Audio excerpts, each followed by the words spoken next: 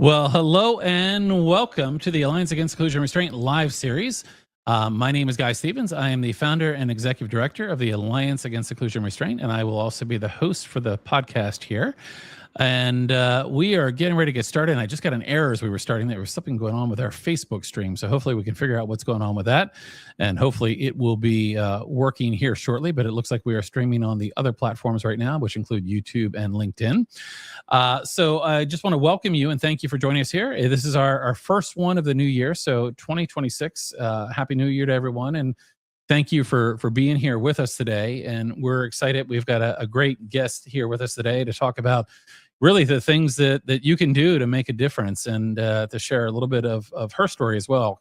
Cassie Atallah is with us, going to talk about the work that she's done helping to reduce and eliminate restraint and seclusion and some work around a couple of states there. I do want to share with you some a little bit about the Alliance Against Seclusion and Restraint if you're not familiar with who we are and what we do. And it looks like Facebook is back up and live, so hopefully we're good now. But if you're not familiar with who we are and what we do, we are a small nonprofit started in 2019. We are focused on not only restraint and seclusion, but really punitive and exclusionary discipline, outdated behavior management, a lot of crisis prevention that leads to trauma, and we're trying to make a difference. We're trying to make a difference in changing laws and policies, really doing things to spread the word about better things that we can do to support children and families. We often advocate for what we call the 5 principles, which is trauma-informed, neuroscience-aligned, neurodiversity-affirming, relationship-driven, and collaborative approaches. So we are out there working to change practice and policy, and also to educate and move people in better directions for not only supporting children, but also teachers, staff, and families and communities. I do want to share with you some exciting news. So as we start the new year, we actually have a brand new sponsor for our podcast for the entire year of 2026. And I'm going to be telling you a little bit more about those, our new sponsor here in a moment. And let me go ahead and bring up a website as well.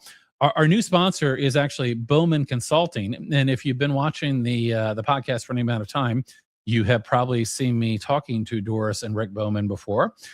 They've done some amazing work, and I'm going to tell you a little bit more about who they are and what they do. But they have joined us as a sponsor for our podcast in 2026, and we really appreciate that because sponsorships help us to bring this podcast to you. So let me tell you a little bit more about Bowman Consulting. They have deep roots in mental health and public education leadership.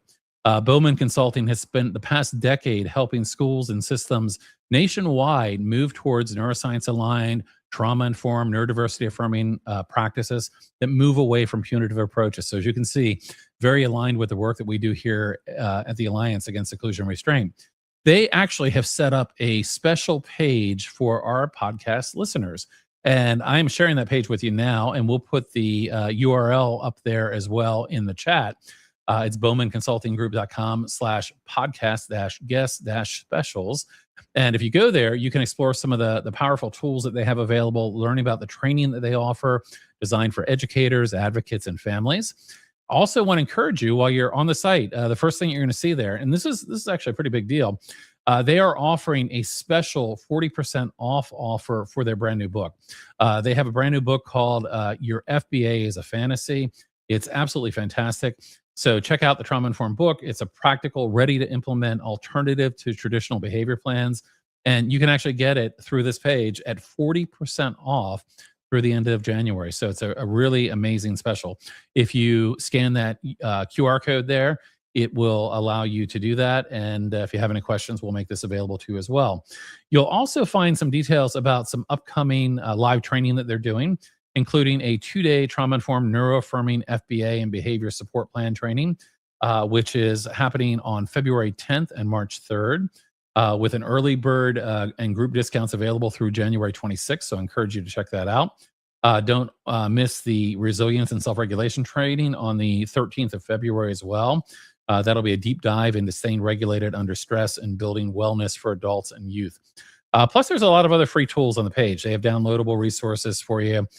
So again, check out the page. A lot of fantastic resources. We've got the link there in the chat. Even some really cool little things you can download. They've got these little templates for de-escalation and re-regulation lanyards that you can get. But again, special offers for our podcast listeners. You can get 40% off the book. and also learn more about Bowman Consulting. So I want to thank them for being a sponsor for us here at the Alliance, and just encourage you to check them out.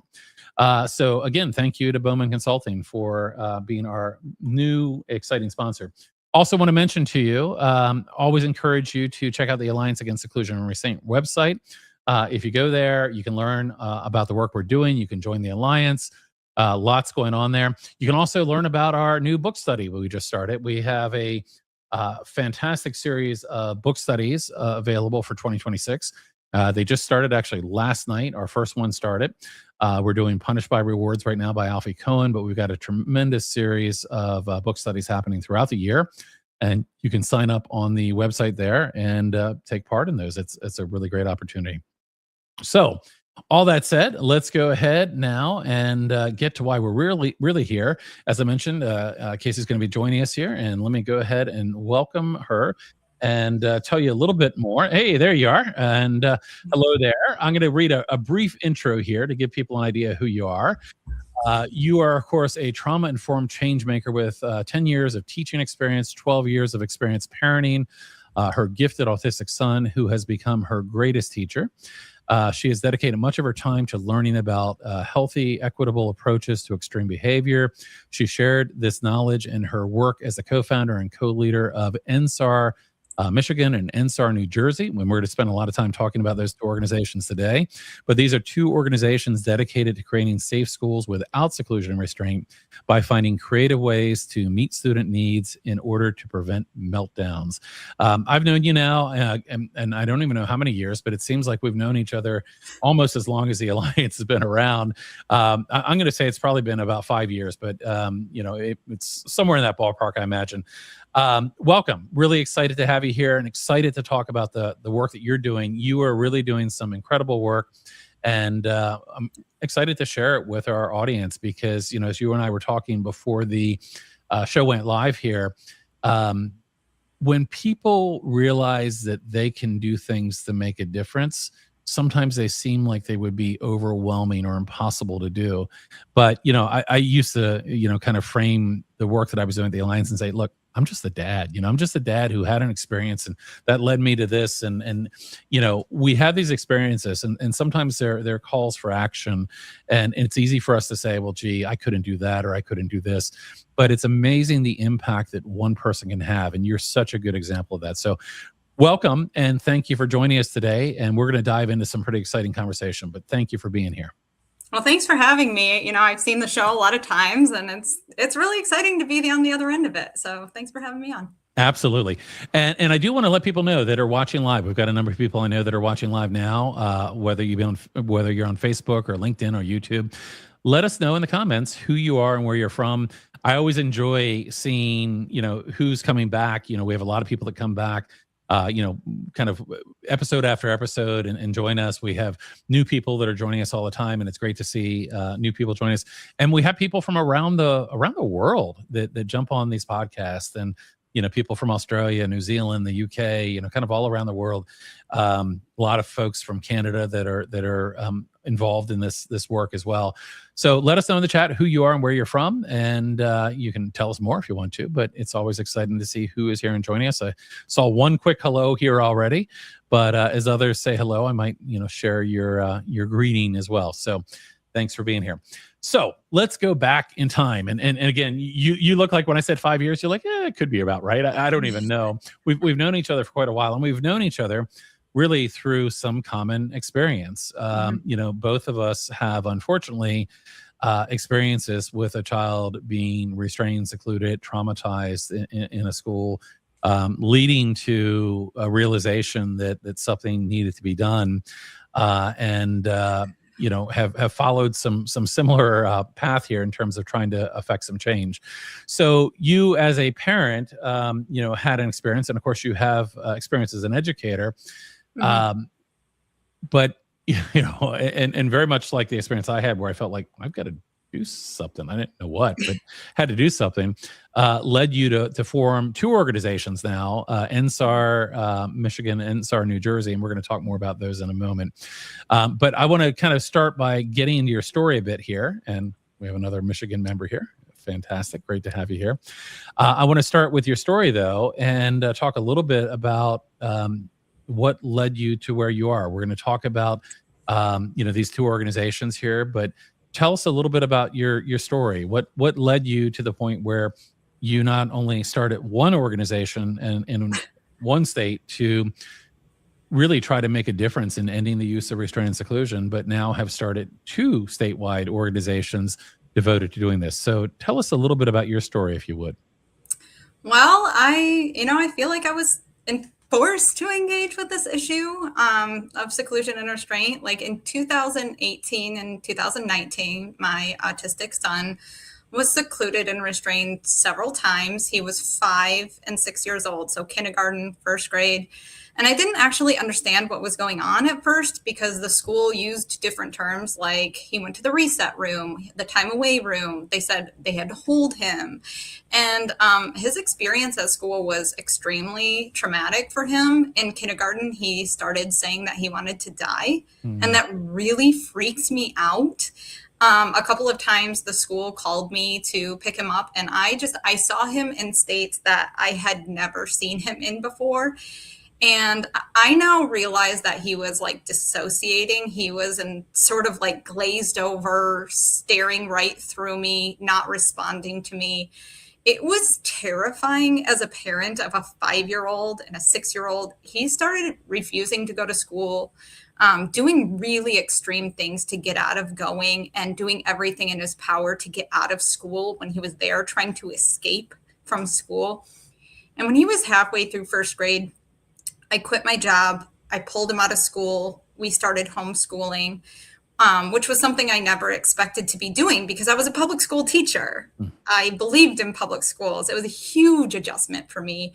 And a couple of years into homeschooling, and I think it was like around 2022 when my son was in 3rd grade, I finally had processed and healed enough to go through like researching for information surrounding seclusion and restraint. And that's when I realized that there was a law in Michigan. Like I did not, as a teacher for 10 years, I actually didn't know. Well, actually, when I was teaching, the law didn't exist.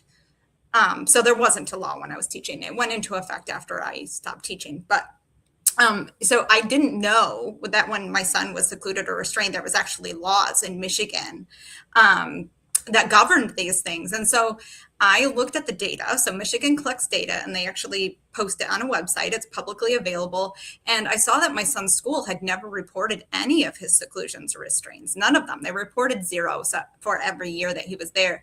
And so I contacted the Michigan Department of Education to try to address that issue. And I was told that they collect data, but they don't audit it.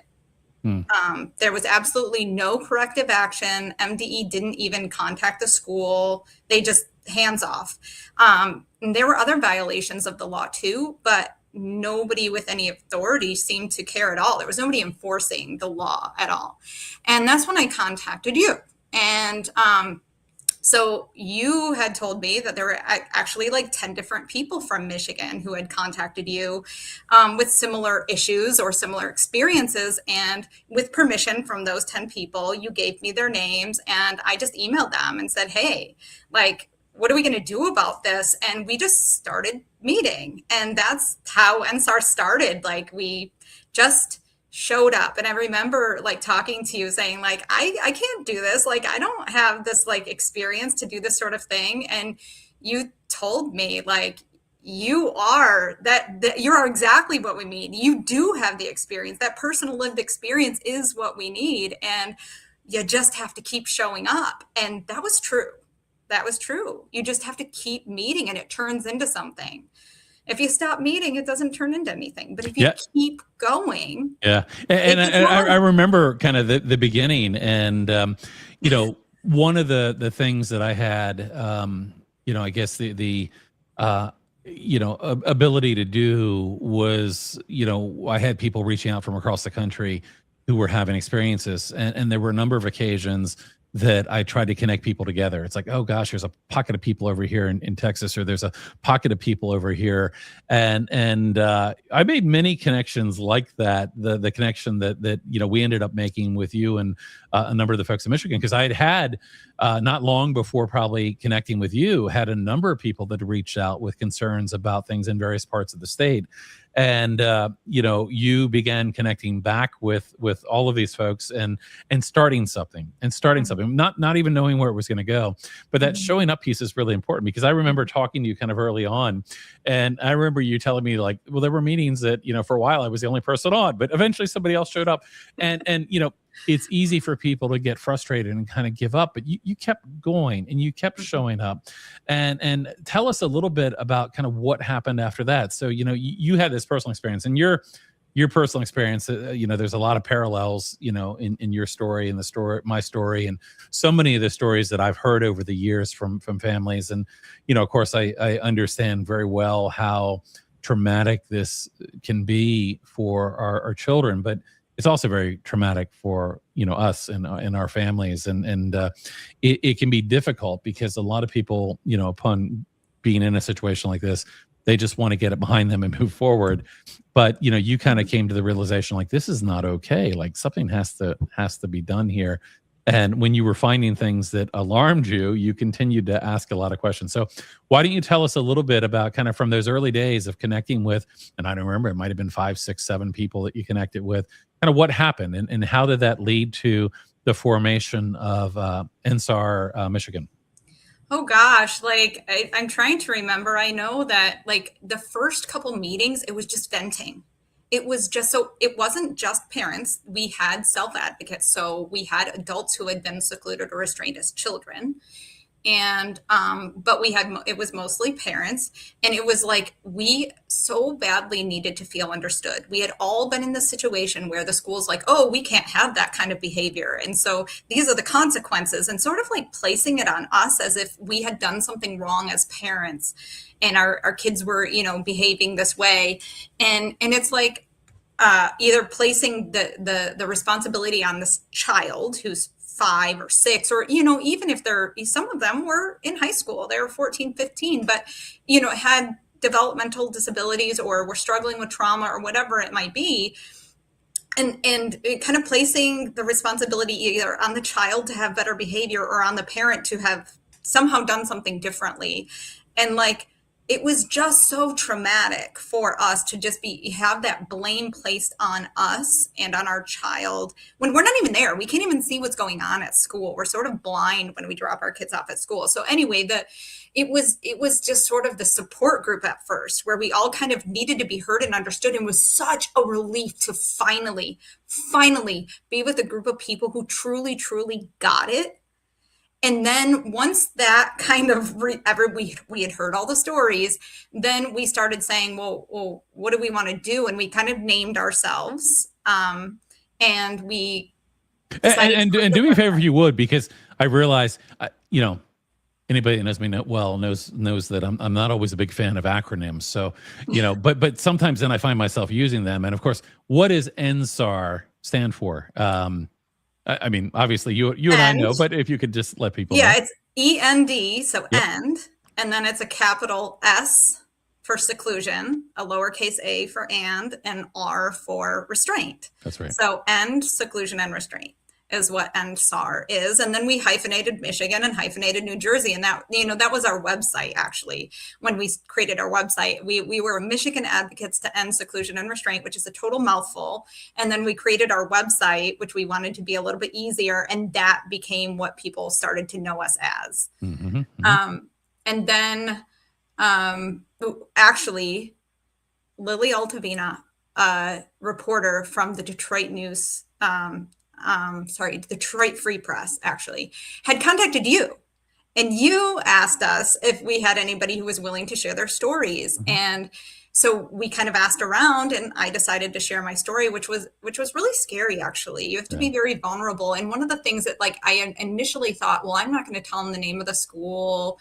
Do I have to say the name of my child? And she said it's going to be a lot more impactful. It's hard to run stories where we're like anonymous person at an anonymous school, whereas if you can actually have the names of the schools and pictures of the kid. And so we were actually very vulnerable and published a story, just outlining exactly what happened. And I thought they did a very good job of running a series, not only, telling our personal stories, but investigating different schools, looking at the numbers.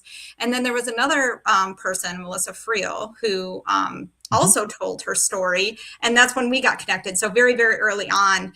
And what I realized is there were certain people who kept showing up, and they were the ones who really kept us going. EndSaR isn't me. EndSaR is the people who keep showing up. And so, we were all kind of hurt and angry and frustrated. And this was just a really refreshing avenue for us to place our energy instead of being this hamster on a wheel, revisiting what happened over and over and over and being hurt over and over and over. We could take that energy and actually try to do something with it. So then we started connecting with other organizations, and it was amazing how many disability rights groups, autism support groups, even educational justice groups, children's rights groups, pediatric groups, even education administration groups who have actually been trying to address seclusion and restraint, but they're actually addressing so many things that they get spread really thin. And so there were a lot of people supporting our work and, kind of encouraging us to keep going. And, that's when we started, getting sign-on letters going. And, then we started talking to legislators, and we started drafting model legislation. What's our solution? And what a lot of people want to hear is not necessarily what's the problem, but they want to hear what's the solution. And so we started kind of saying, okay, well, what do you do instead? And we, created a website, and we would, post those things on our website. And I think there were reports coming out from groups, and they were citing our data that we had compiled from the publicly available data, but just made it easier to understand or see or point out certain details. And, eventually, we ended up teaming up with Dr. Ross Green with Lives in the Balance, and they helped us to produce a mini documentary just telling people stories. And we ended up sharing that with the administrator groups in Michigan, and they actually shared that with the administrators throughout the state as a tool to help them promote their, changes, because change is hard. And this is kind of creating the why behind the need for the change. And we've gotten a lot of support. So yeah. Well, and I love what you said as you were kind of starting, and very much aligned with kind of the initial goal of starting the Alliance was the connection piece. I knew what I had been going through in my son's experience, and having started kind of digging into what was happening, I thought maybe some of the information I was finding would be useful, and it turns out it was, and I began to connect with a lot of people. But the first goal of the Alliance was I wanted people going through this kind of thing to know they weren't alone. The second part of it was to know that they could influence change, and then that's the kind of the same pathway that you're talking about, which is those early meetings and just sharing the stories. And if you have a child who is maybe a child who's receiving special education services, because we know that restraint and seclusion most often affect children with disabilities, you're already in a smaller subset of the general population, right? And there are parents who work really hard to go to IEP meetings and advocate for their children, and they know some of the challenges that might be unique to them. But when you talk about, being a parent of a child who's experienced something like restraint and seclusion, suddenly now you're even a smaller part of a population. And some of the people that maybe understood your situation before no longer understand your situation, even people that seem to be very aligned. And when you're able to connect and find people that have had these experiences, not only is it validating, but it's really powerful, because you can have that kind of group realization that this is not okay. No. We can live through our own story and sometimes think, okay, well, gosh, but it's just me. But somehow, at least in my experience, connecting with others has always been a very powerful piece of this, because I think it really makes you see that, hey, we're not alone, and there's others, and we can do something. I want to pause for a second, and just hit a couple of comments, and also mention, if you're watching live, you're welcome at any point to put in a question or a comment or to say hello. I had a comment here from Stephanie who said, "Thank you for your work. I'm from Ohio and would love to be part of your efforts. I have 2 kiddos myself and have had some experiences. I'm a social worker." Social workers are some of my favorite people, by the way. You probably know that already, Casey. And work in child and adolescent behavioral health field. This is a very pervasive problem, absolutely. And I think you asked later if there was a chapter or group in Ohio. And, and again, not necessarily currently, but this gets back to that point of being the change in the world you want to see. And I can assure you that either of us would be willing to offer you some support or guidance if you're interested in doing something, and even potentially making some connections. I think about, when I think about states now, I think about people and I think about stories, and you say Ohio and names of people pop in my head that we've worked with over the years. There are definitely people out there that are aligned in this work. And, sometimes all it takes is an initial person to, take up that initiative, even when it seems overwhelming, and that can really lead to something significant. A couple other things to hit here. Nicole, good afternoon. Nicole from Montclair, New Jersey, and a name I think we're both familiar with, where I've been speaking out about seclusion closets in our school district for 6 years now. Change is only hard when people don't want to change. And change is hard because people are very resistant to change so often. And it's hard. Change is difficult. And the problem is sometimes if you can't imagine another solution, it might as well not exist. If you can't be open to it. And how many times have you heard things like, well, we've tried everything, or, we've tried this and we tried this and we tried that. Well, that doesn't mean you give up. I believe this work is critically driven by really extreme curiosity and asking a lot of questions. And I think that's ultimately what gets us moving in a better direction. Another comment here from Sarah in Rochester, New York. And glad that you're here with us today as well. In fact, there were some horrific stories recently out of New York. I don't know if you saw those. Yeah, it's wooden boxes in a classroom being used as seclusion rooms. These things, it sometimes surprises me that people aren't more shocked when they see some of the imagery from the things that are happening. So let's continue on. You form this organization. You begin by just meeting and then kind of going through data and developing a website. It's funny. I remember when we first put up the Alliance Against Seclusion and Restraint website. It's like one of the wonderful things about the internet, I guess, is that it's almost the great equalizer. You can be very small and suddenly you put up a website and people from around the world begin to find it. I remember even now, we're a small organization. We have 2 staff members and a lot of volunteers, but people sometimes assume that we're bigger or more well-funded or whatever the case may be. But you create a website and suddenly, people are finding you and they're finding your work and they're saying, hey, there's an organization out there. And I'm sure at some point in Michigan that began to happen. We're like, oh, well, there's this organization and they're collecting data and they're making recommendations and you created a documentary. Again, all this started with, one person and then, multiple people getting together and then continuing to move things forward. So tell us where you are today, and we're going to shift over in a minute over to New Jersey. But in terms of Michigan, you've worked on recommendations, you've met with lawmakers, you've worked with education groups. Where are things today in terms of your efforts to affect change there in Michigan? Yeah, so where we've landed is there's kind of 2 different sides to the change that needs to be made. And one of them is legislative change. We need that law, and we need somehow to have, guidance and enforcement of that law, because laws can say all kinds of things, but they're just on paper. And then there's the mindset.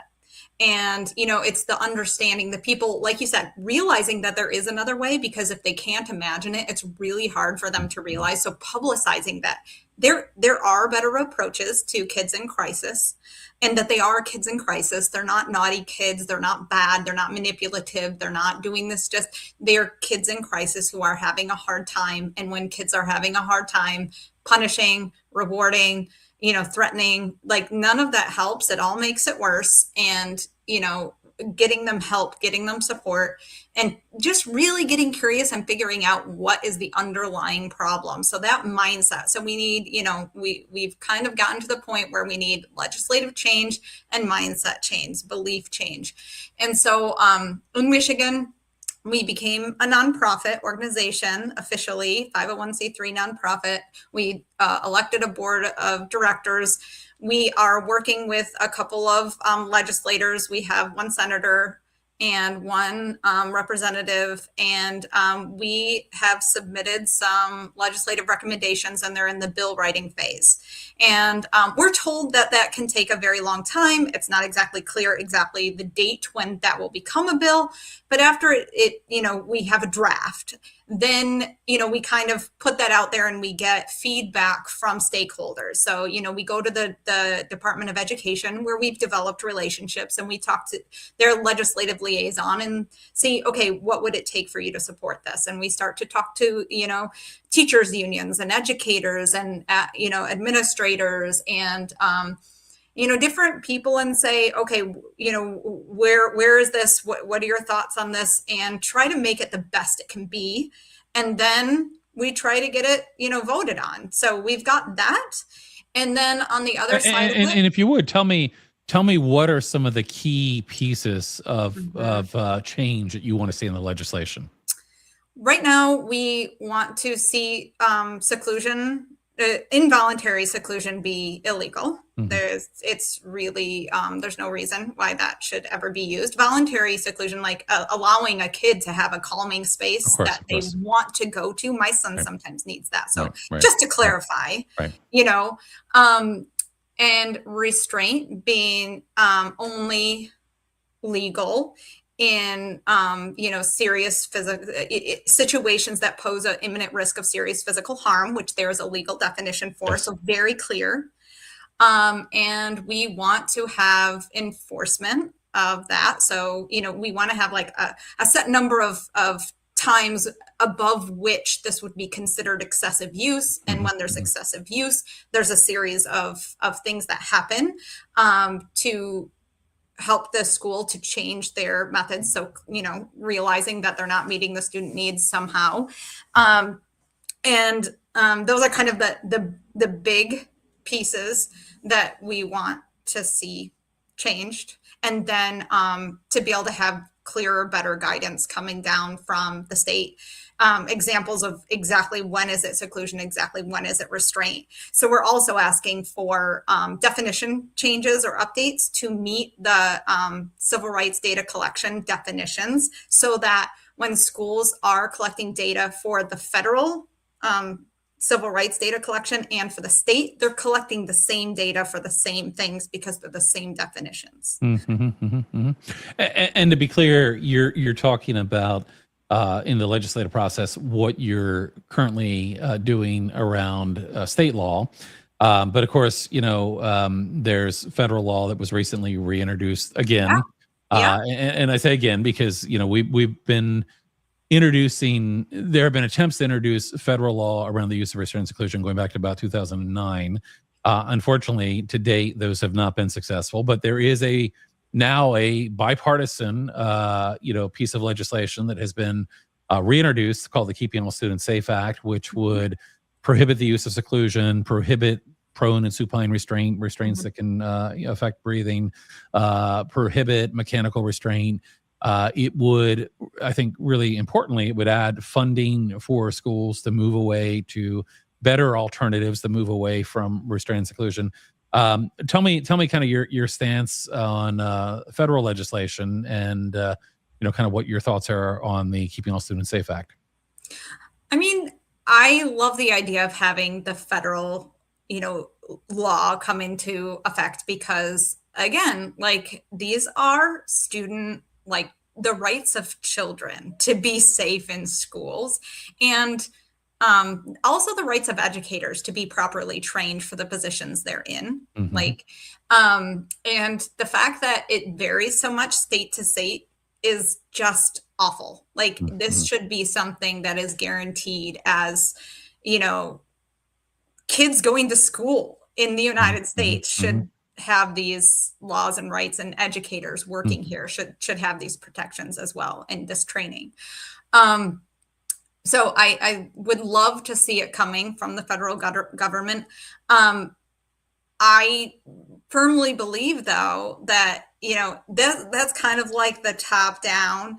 If we have states are also kind of saying the same things, if all these 50 states are all saying, yes, we need this, yes, we need this, yes, we need this, like that can be really powerful too. I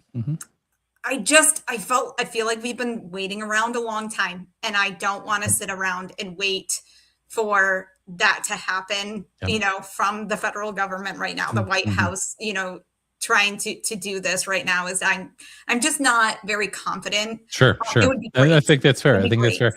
Yeah. And from a high level, I'm absolutely a supporter of the Keeping All Students Safe Act. Would even though I would even say, critically speaking, it's not perfect. There are things that I would change about that, and may share some of those next time around. But nonetheless, I think there's a lot of things that it does right. I think banning the use of seclusion and prone and supine restraint, getting funding to schools to help them move away from these approaches, I think that's all worthwhile. In my mind, this is very clearly a civil rights issue, a disability rights issue, a human rights issue. I don't believe that those rights should vary as we move from state to state.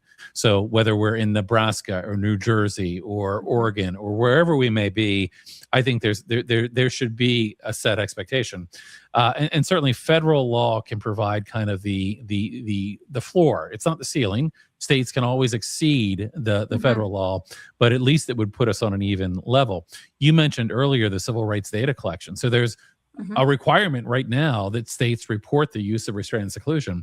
And of course, it becomes very problematic when states use different definitions for what restraint and seclusion are. We often see states reporting data separately for the federal and state level data, if they even happen to capture and report data at all. So it can be really problematic. So certainly I think having federal legislation one day, and I do believe, at least I want to believe, that one day we will get there. We will get federal legislation. But also, as you acknowledge, changing, if we talk about this in order, changing a school policy is going to be easier than changing a policy in a district. Changing a policy at the state level is going to be easier than changing federal law. Any place you can affect a change can improve outcomes for children, for teachers, for staff, for families, and for others. So, whatever level we're working on is worth working. The other thing I think worth pointing out about the legislation is, if you're someone working at the state level, use that federal bill to your advantage. And people have been doing this for well over a decade now, because this proposed federal law has been around for a while. So we've often heard people advocating for these changes say, well, there's a proposed federal law out there that would get rid of seclusion and get rid of, and state level lawmakers have been influenced by that to change state level law. So if you're working in Michigan or New Jersey, making people aware of this potential, even if, realistically, I think you and I probably sit in the same place, that I don't have high hopes that CASA will become federal law this session of Congress. That said, I would love to be proven wrong here. But, use that bill to your advantage. The other point that you made, I had a conversation one day with Chris Murphy from Connecticut. We had done a brief interview, and we were talking after the interview, and we were talking about the Keeping All Students Safe Act, and, kind of making that point that, well, gee, it's been helpful to states to use the bill to help get better laws and policies in their state. And he made a point to me. He said, well, the opposite's true too. that the more states that are putting into effect better laws and policies, the easier it becomes for us to get this federal law. So I think working at these things, yeah, that's right. So let's do it. Let's get a better law in Michigan. Let's get a better law in New Jersey. Let's get a better law in Nebraska. Let's get a better law in Oregon, wherever we need to. Let's get better laws and policies. And again, you know, although it's not easy, and you know, you may have had the same experience or heard the same things, you know, affecting a change in state law. I mean, I've had people say, well, gee, it can take you 3 years to get a new state law into effect. Sometimes things line up favorably and that happens sooner, but it can take some time and persistence. And, you know, I think the whole message of this is not going away and continuing to come back and continuing to show up, as you said. So I think it's exciting that the federal legislation has been reintroduced. You know, I still have a, you know, a little bit of like, you know, just because I'm frustrated that it's not, you know, gone further to date. But, you know, I think the ability to use that is really powerful. So given, okay, I just have another comment here I'm going to hit. So comment here, the DOJ had to intervene in Michigan, Montcalm, and has taken seclusion and restraint off the table completely there. Let's do that across the board. And, you know, the Department of Justice, you know, you and I have talked about this, but they have done some, to date, they've done some pretty compelling work around restraint and seclusion. And for a long time, they weren't even on my radar. You know, I thought about OCR complaints and state complaints. And, you know, several years ago, I actually connected with some folks at the DOJ who reached out, actually, and we had some conversations. They've been doing these investigations that have resulted in these very strong settlement agreements. All of the settlements over the last several years have, as was mentioned here, taken seclusion off the table. Most of them have also framed it so that restraint should be exceedingly rare or unusual. But they also are followed by a tremendous amount of oversight as well. And one thing that I know you're probably well aware of, and many of our listeners might be as well, you know, the some of the changes that have happened over the last year at the federal level, reductions in staff at the Department of Education, reductions in staff at the Department of Justice. These have actually really weakened some of the protections that are out there for our children and families who experience these things. That said, you know, I know that many people that I've talked to who have had Office of Civil Rights complaints have found that they are going nowhere. They're not moving. Their offices have been closed down. Their staff has been reassigned. I have gotten some more positive signs out of the Department of Justice. I know that they have lost some staffing, but I also happen to know that it continues to be a priority for them. And even with, you know, perhaps fewer resources, they're still doing this work, and that can be compelling. In Maryland, we had an investigation by the DOJ. It actually lined up with when we were pushing to ban seclusion, and that DOJ settlement definitely was valuable in helping to get that law passed. So, and important. I mean, if the federal government can say, you can run a school, and this is Montcalm ISD we're talking about has, you know, center-based programs where some of the highest needs students are. And if it's possible to run a school for all kids who, you know, that doesn't use seclusion and restraint, then why on earth is it okay to do it anywhere? And this is just proof that it is possible. We watched this school transform. We have one of the former administrators from that ISD on our team talking to us about how they started to transition and what they were able to do and not do. And if it can be done, then it should be done anywhere, and it should be unacceptable to continue to do this anywhere. Right. Well, it says a lot too. I mean, again, all of these settlements have completely eliminated the use of seclusion. All of them. And it says a lot to me that the way I read that is that the DOJ has yet to find a reasonable use for seclusion. Hence, seclusion goes away in these investigations. That should really be a major driver. And I know I've talked to others from other districts that have been investigated, and it's not always an easy journey. You know, I know in Frederick County, Maryland, where they got investigated, you know, there were people that retired and resigned, and you know, there was a lot of damage done in trust in the community. There were individuals that, you know, the first time they were sharing some of their experiences were when this investigation happened, and suddenly they realized, like, this is not okay, this is not right. And those scars live on. But I think the value of finally feeling heard and knowing that change is happening, I think, is really powerful. And So just one more thing I want to mention is like, yes, seclusion should be off the table, but honestly, I think pretty much restraint should be too. We've had a couple of kids who have experienced both. And, there's several of them have said the restraint was more traumatic. And so I think it's important, I just want to make sure that we don't get the message that, oh, seclusion's wrong, but restraint is okay. I mean, these things are all extremely terrifying for these children, and they put them in states that make their behavior more likely to be aggressive because it puts them into a defensive state. So, I mean, they're both not okay. Yeah. I think our position for a long time has been that seclusion should go completely away. Prone, supine, mechanical should go completely away. Any physical restraint beyond that should be exceedingly rare and really only appropriate in a situation that would meet that federal criteria for imminent serious physical harm, meaning a potentially life-threatening situation. Child's going to dart in front of a moving car. Would I expect you to wrap your arms around that child and save that child's life? Absolutely. Child has a weapon and is lunging towards. Would I expect you to do something that's yes? But those situations should be exceedingly rare. In fact, if you're a school, the fact that one of those happened in a school year would be remarkable. Like, oh my gosh, there was a situation, and if we hadn't intervened, this kid could have died. Yeah. When they're happening multiple times a day in a classroom, when they're happening hundreds of times in a school, when they're happening thousands of times across the state, that is not exceedingly rare. And that's a problem. Wrong. And what so often happens, and I think you and I both probably have this experience. So what you find is even in states that have strong laws that say you only do these things in this really high level of situation, people misunderstand, misinterpret, have been taught inappropriately what that means.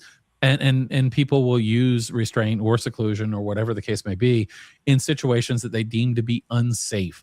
And there's a tremendous difference between unsafe and imminent serious physical harm. Imminent serious physical harm is, again, it's potentially life-threatening. It's disfigurement, loss or impairment of a bodily function or organ. It is a very, very high bar. So I mean, I agree with you. I mean, in a perfect world, there is no restraint, there is no seclusion, short of a restraint that might save a life. Unfortunately, that's not the case. And again, I mean, if you want to, go into that logic further, we know that hundreds of kids have died being physically restrained in schools across the nation. Yes. And when you look at it, I mean, what I how I process that is the use of physical restraint in children is the use of potentially deadly force. And the question becomes, when can you use potentially deadly force on a autistic child that's 8 years old that is dysregulated? And the answer to that should be pretty much almost never, right? I mean, it's just not appropriate. So that the work you're doing, of course, in Michigan to help get better laws and policies in effect and educate. Now, at some point, you started this Michigan group, and then one day we had a conversation, and suddenly something new happened. EndSAR New Jersey. So why don't you tell me about how EndSAR New Jersey happened, and kind of what that group is, and kind of where you are with that organization? Yeah, so my family moved from Michigan to New Jersey, and you brought your troublemaking with you. Right, I did. And I again had a conversation with you, and you're saying, well, New Jersey has some work to do too. And a lot of work, again, actually. yes, I had some conversations with, oh my gosh, I met just some incredible people in New Jersey. And whereas Michigan started all as parents, New Jersey had this mix of people. I mean, we're talking about educators, providers, people who are very, very, very knowledgeable, parent coaches, teacher trainers, people who had, taken Lori Desautel's courses were very applied educational neuroscience. Yes, very knowledgeable about this thing. So some Alliance Against Seclusion and Restraint volunteers, right? Yes. Yeah. I mean, we have lawyers. We have, this incredible group of people, and they just started. They were just ready for somebody to start gathering them, and I I just am impressed with how quickly things have like kind of grown and gathered. And we meet once a year in person, and we have created these committees, and the committees kind of like do this work on their own. The legislative committee has been meeting with legislators, have created their model legislation. The outreach committee creates content and has their social media stuff going, and we have like parent and educator support groups, and trainings, and they have gotten their stuff going. And it's just incredible. And we are already at the phase where we've got legislators saying, yes, we'll write this bill for you. And we're working on that process right now. It's gone a lot faster. And it just speaks volume. Well, having an experienced leader come in and that helps. I mean, you build upon the experience that you have, and of course, as you mentioned, you've got a really amazing group of people there as well with some really diverse backgrounds in education and law, and that helps as well. I mean, you begin to bring those people together, and the possibilities are really amazing. Yeah, and we were able to just take our Michigan website, copy it, and make some changes that were specific to New Jersey. We took our Michigan logo, we copied it, we made some changes that were specific to New Jersey. Like, we know how to do this now. And in each of these groups, of course, is an affiliate of the Alliance Against Seclusion and Restraint. You've been a mentor for us, so it's not like, oh, if you create a group, you're there on your own. No, like you have this kind of nationwide like structure kind of supporting us to say, when we're wondering, what do you think about this guy, and like, where do we go with this? Like, there's some insight and some help and some support. And what I imagine is eventually we get one of these groups in every state. And then we have like quarterly meetings where somebody from each statewide group comes, and we're kind of aligning what we're all asking for, and we can share. Like, this is all kind of open source stuff. You don't have to create everything from scratch. We've got the documents that you can like take and use as a model, and just like change the state, change the logo, and put your own ideas that are specific to your people who you work with, and your population and the issues that you're dealing with. And I could imagine if we just create a united front, and we're all talking to our legislators about this and saying, we need change, like, how powerful could we be? Yeah, no, absolutely. And again, this is about, collaboration. This is about coming together. This is about, kind of what can we learn, and how do we leverage the things that we've learned elsewhere and affect change? Because, a lot of this, granted, every state is not the same. Every state is not in the same place. Every state does not have the same, politics. So there are certainly challenges that are unique, but there's so much that and again, the details may be a little different, but the process of getting a state law, the process of, finding lawmakers who are, supportive of issues like this, the process of sharing your story, the process of getting people on board and making recommendations, like all of those things are absolutely, things that we can repeat and things that we can do. So we know how to do this. That's right. So we can share knowledge. Where are you in terms of New Jersey? What are the things that you're currently working on, and kind of what's in the pathway? And I know that, New Jersey actually, the law is you look at states and sometimes you make assumptions, but New Jersey law is far from where I would think it would be. I was appalled coming from Michigan and knowing where our law was, going to New Jersey, which has the population of autistic people in New Jersey is much, much higher. Their reputation, their school reputation, and their reputation for serving different needs, neurodivergent students, like, is much, much higher. So I thought that law would kind of reflect that, and it doesn't. And so we there's some things in Michigan that, when you asked me what's on our model legislation, what I didn't mention things like supine or prone restraints because we already have that. Right. And not every state does. So when you talk about specific states, like some states need to still ask for that, And so, or in Michigan, we protect all students in our law, and New Jersey only applies to students with IEPs. Well, if you're a parent out there who has, ever tried to get an IEP for your child who, may not fit the exact criteria that schools are always looking for, you know how hard that can be. And then they're not considered in this group of students who are protected. And the law doesn't even apply. Or they're just undiagnosed so far. And so that's a big problem. And the way that they gather data in New Jersey is much more nuanced, but also much more difficult to sort through. So yeah, we have a lot of work to do. Yeah. No, absolutely. But you've got a great team.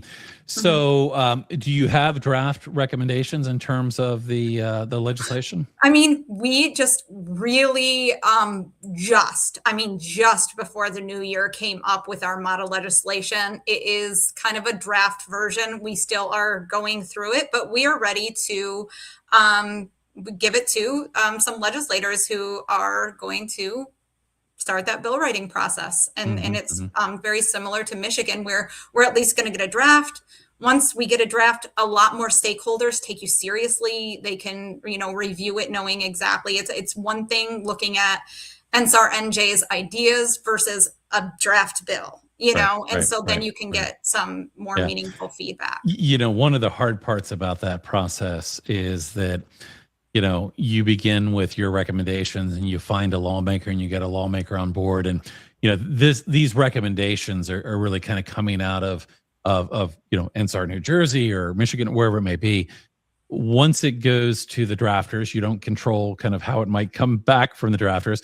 And there's a point where it's the lawmaker's bill. And finding the right lawmaker is really important because at the end of the day, lawmakers want bills that are going to make a positive difference for their constituents. But they also want bills that, I'm going to say this, that are easy to pass. So sometimes what happens is after the bill gets to the drafters and you have a bill out there,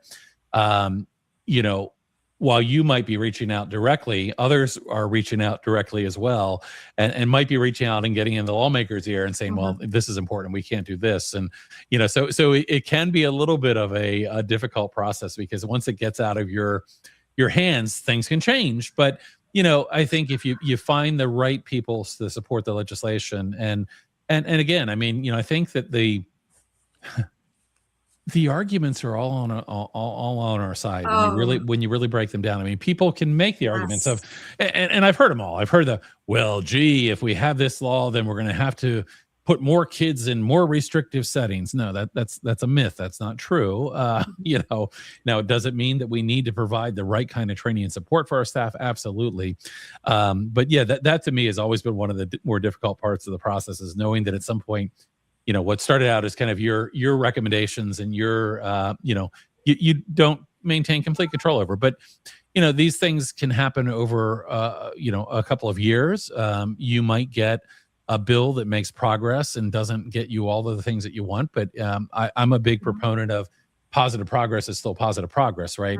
There's a lot of things I'd like to change, but if for example, if we got a national ban on seclusion, I would think that would be a really good thing, even if we didn't get everything else we wanted. Not to say that I wouldn't advocate for the everything else, but at the same time, it's a process, right? Yeah. So what's on the radar in the future for both of these organizations? We're going to keep going, and we're not going away. We need to be the squeaky wheel, and the squeaky wheel gets the oil. And I don't know exactly, but that's part of the adventure. But I really believe, how there's some things in life and you look back and you're like, wow, I cannot believe they ever did that. And one day, all the parents, all the educators, all of us, we're going to look back on secluding and restraining kids, and we're going to see them for the harmful, barbaric, traumatizing practices that they are. And we'll be disgusted at the idea that we're ever considered acceptable or that it was ever legal to use them on our children, especially children who are living with trauma or disabilities. And, you know, my dream is that all students will have their needs met. They'll be presented only with expectations that they can meet with the skills, abilities, and the capacities that they have in that moment, because they change moment to moment, and that they will work with adults who they trust and who love them just the way they are, and who will meet them where they are every day. And also, I have this dream that all educators will have their needs met, because there's that side of it too, right? Like, they'll work in supportive environments where they have the training and resources that they need to meet the needs of the students that they work with. And their leadership will hold them to the high standard and provide them with those resources they need. And ultimately, my dream is that parents like me will never have to live in fear when we drop our children off at school. Yep. Fear that our children might be put in solitary confinement, might be put in a room where they can't get out and they're terrified, or have their bodies held against their will, or be otherwise traumatized by adults that were trusting to take care of them. And I think that dream is worth working for. It's worth fighting for. And I think it's going to happen. Yeah, it's just a matter of when and how. Yeah. So. Yeah. You said a lot there, and all of it resonates with me. I mean, you know, I think back to, you know, what you said about having their needs met. And, you know, I've said this many times, but when I find a child who has been restrained or been secluded, what is really below the surface is a child whose needs we have failed to meet. If we had been meeting their needs appropriately, we would not have gotten to the situation where they became so dysregulated that we had a situation that resulted in a restraint or a seclusion. I think that's a really important piece of this, is that what lies beneath the surface is a kid that has needs that we've not yet really successfully been able to meet.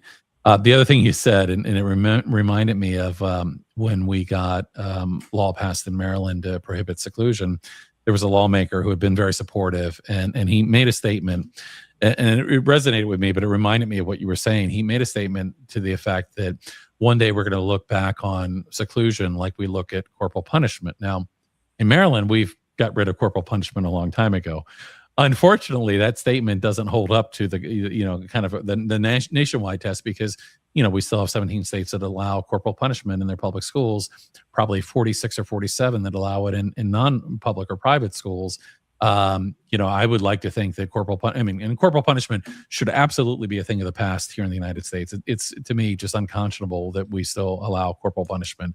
But, you know, I do agree with you. And you know, I'm optimistic, while sometimes being frustrated by the slow speed of progress.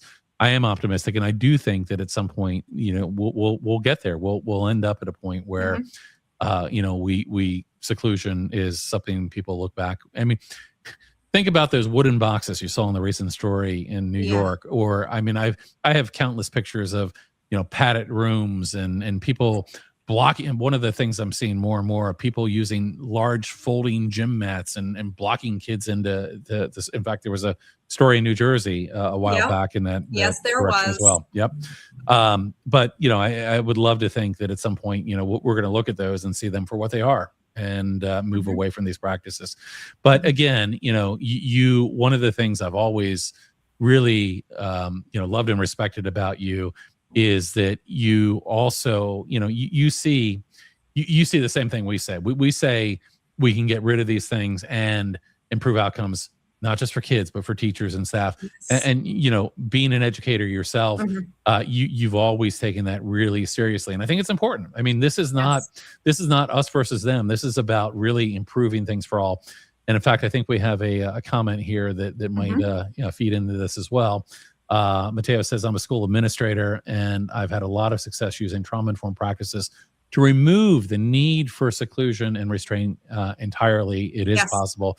Absolutely. And I would just say the perceived need, because I think that again, there's very rarely truly a need. And I don't think seclusion's ever justifiable. I mean, to me, seclusion is abuse. And I think, again, restraint should be exceedingly rare, only in a potentially, life-threatening situation where if you were not to act, it could result in really, really serious harm.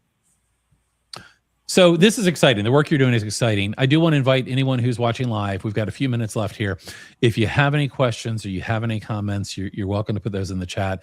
We've shared the links for both EndSAR's New Jersey and Michigan throughout the show, but feel free to reach out as well if you want additional information, and we're happy to connect you. We're in this together, and again, very supportive of the work that you do and have been doing, and anything that we can do at the Alliance to support those efforts, we certainly want to do as well. So you've shared with me your dream, and that would have been a good question as we're getting towards the end. But again, I guess I want to ask you, what advice would you have for a parent who is watching this, and I unfortunately, I mean, I have these conversations all the time, and try to offer people kind of input and advice of what they might do. But what advice might you have for a parent or a caregiver of a child who has been experiencing these things at school? Oh gosh, there's kind of two phases, right? Like when you're in it, when you're in the trenches, like it is so hard. And you have this gut instinct that something's not right, but then you have educators or people at school saying, we had to do this. There was no choice. It came out of the blue, all these things. And it's like, first of all, it's not okay. That gut instinct that you have, it's true, and you need to trust it. One of the biggest regrets I have was kind of letting shame take over and kind of pushing that gut instinct aside and say, oh yeah, they had to do this. And, yes, it's on me or it's on my kid or whatever. And it's like, trust your gut instinct. When it tells you something's wrong, something's wrong. It's not okay. What they're doing is not okay. And you are not alone. And sometimes we have to go to extremes. And I know everybody can't quit their job and take their kid out of school. But something needs to change, and you are just as big of a part of the IEP team as anyone else. And nothing should be able to be done without, if it's wrong, it shouldn't be continuing to happen. And so, reach out. I know it's hard, but get the support. And then once you're out of the trenches, because I would say in the trenches, you need all your energy to keep yourself going and keep your child going and get the support you need. But when you get out of those trenches, we're going to be here. And please look us up. And you may think that you don't have the experience or you don't have the ability to do something, but I'm telling you, you do. And there's a quote from Davy Crockett from when I was a kid about volunteers. And they said, he said, when they volunteer to fight, they fight. And when they volunteer to go home, they go home. And that's how we run our organization, because we are all people who are taking care of, high needs children or have demanding jobs. We're volunteers. And it doesn't have to be all the time every day. When we get together and we share our resources, when something comes up, you get to attend to that thing at home, and we lift each other up and we hold each other up. So even if you think, well, I couldn't do that every day, or I couldn't continue to do that, that's okay. Still meet when you can, even if it's an hour a month, and you'll meet people, and you'll be amazed at how many people will kind of gather around you. And we're here, and let's do this together. Yep, absolutely. Let's change it. It's not okay. Oh, absolutely. It is not okay. Absolutely. So one last question for you, and then we're going to wrap up here. How do you support yourself as you focus on an issue that has been traumatizing for you and your family? And really important issue, because I mean, this really is, and you've to some degree have to come first. So what are your thoughts? Oh my goodness. Well, I first of all, that is, you do have to support yourself as you focus on this issue. I think taking a moment, like not being afraid, not feeling guilty or ashamed to take time to take care of yourself. it's okay to have needs, and surrounding yourself with people who will support you. So I have a great support system, both in my family and through my EndSaR friends who, I had one friend who just tagged me in a text this morning, said, how you feeling about this? Anything I can do to help you, and just making sure you have, sometimes you feel like you just want to tuck away and hide in a corner and curl up in a ball, and try to resist that. Try to reach out to the people you love, who love you, and just make sure you're keeping those relationships going. And I think relationships with other people and time for myself has just been absolutely what has been keeping me going, and realize that there is such thing as healing. Time will heal. This won't last forever. It feels so overwhelming and so hard in the moment, but you will get through this. There is another side to this, and you're going to be okay. And you're going to have so much anger and so much energy that you're going to need to put it somewhere. And when you're ready, you'll know when you're ready, and we'll be here. Yeah, I once left my career, quit my job, and started a nonprofit because this happened to me. So I can relate to that, right? I mean, you are. I mean, it was like, I was angry, but you're right. I mean, it really is about, how do you, I've one of the phrases I've heard a lot mentioned in the troubled teen industry is kind of turning your pain into power. The things that you experience and what you can do to affect change. And for me, one of the greatest things is the ability to hopefully have influence so that what I experienced, what my family experienced, what my son experienced doesn't happen to others. And, while you may not be able to undo what was done, knowing that, by getting a better law passed or by educating people on things that they can do to better support kids, there's a chance that you are preventing someone else from experiencing the thing that caused a lot of pain to you. And to me, that's a really powerful thing. And I think so many times we're afraid to say, oh, it was traumatizing to me to be in a room with 11 educators who were all kind of on the same page. And here I am saying something kind of different. And I felt like I was trying to say something. And I know I can speak English and I know they can understand this language, but I was saying the words and I didn't feel like they could understand them. And that was like, it's a dream that keeps like recurring to me. Like I'm trying to do this thing and I know my son's well-being depends on this. And he's this little child and I'm trying and I just can't communicate for some reason. And that's traumatizing to us. And it's okay to label that, and it's okay to get therapy. And if you can't afford therapy, there are support groups out there. And it's okay to seek those things out when you're in the middle of this, because this is real. And that, like I said, that gut instinct you have, it's true. Yeah. It's real. Yeah, there's a lot of gaslighting that happens with parents and caregivers, and I mean, it really is difficult, but you have more power than you think, and you can affect change even when it seems like it's overwhelming. It's what's the quote about speak even when your voice is oh, you're shaking. Yeah, your voice is shaking. I mean, I remember speaking at Board of Education meetings, and and there was a point where the more you began to do it, and the more at some point I became very confident that like the facts were on my side here. The data supports us. Yeah. I mean, you get to the point where you're like, you want to be the most reasonable person in the room. I mean, you're not discarding anybody else's viewpoint. You're actually trying to improve the outcomes for them as well as the children that you're supporting. This has been a great conversation. It's always a pleasure to get to chat with you and learn more about what you're doing. The work that you've been doing with EndSAR, Michigan and New Jersey is making a positive difference. You've got amazing teams, I know, in both of those states. Hopeful that more will happen in this area as well. So I want to thank you for being here today and sharing your story. And again, this is how change happens. Change happens when we come together and we do something about it. So thank you so much for being here. Do you have any final words as we wrap up here? Just that this can be done. This is being done, and we are doing this together, like safe schools without seclusion and restraint. This is not some dream. This is not some fantasy. This is reality, and it is happening out there. And because it is happening and is possible, it's just not okay. Yeah. Yep.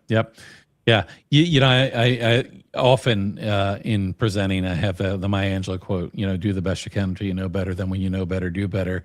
And that's a real driving force behind the work that we do at the Alliance. I know it's a driving force behind the work that you do. And to your point, you know, it's not just that we can do better. I think when we know better, we have an obligation to do better. So, you know, I'll end it there. But thank you so much for being here. We're going to let everybody else go. I'm going to ask you to hang around for a moment. But thank you so much. And again, if you're watching us live, you can go back and watch a recording of this. Please share it with friends, share it with colleagues. This is how change happens when we share these things and we encourage people to take a stand and do something about the problems in the world that we see. So thank you so much. And we will see you all again next time. And I'll see you again in just a second.